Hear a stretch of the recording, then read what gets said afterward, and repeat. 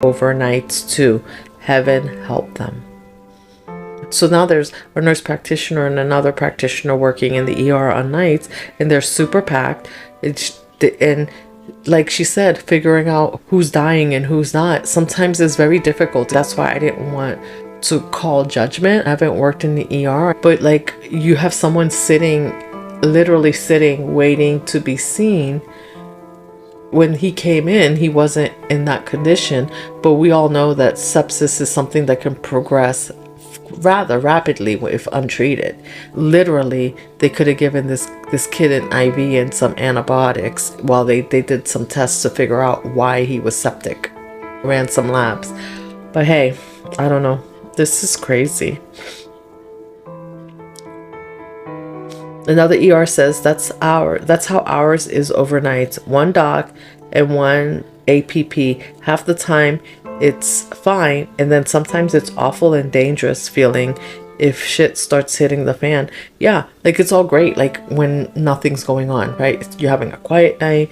You go like, yeah, we can handle. So is that how the hospitals are staffing now? They're looking at, oh, you had like a couple quiet nights, so like 2 people in the ER is good, until you have a night where you have like 10, 15 ERs. But you know, if you have 8 beds, I don't know. It's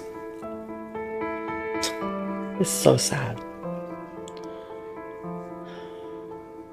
Another nurse says, one doctor, good Lord. I took my son to our local ED a few nights ago, and there were 2 doctors just for the pediatric section with 8 beds. That must be incredibly stressful. No shit.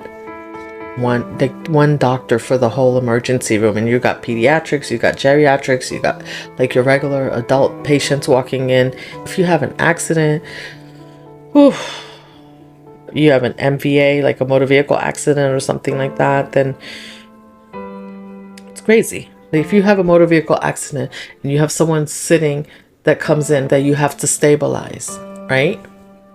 Because that person's actively bleeding out, so you're going to prioritize that patient.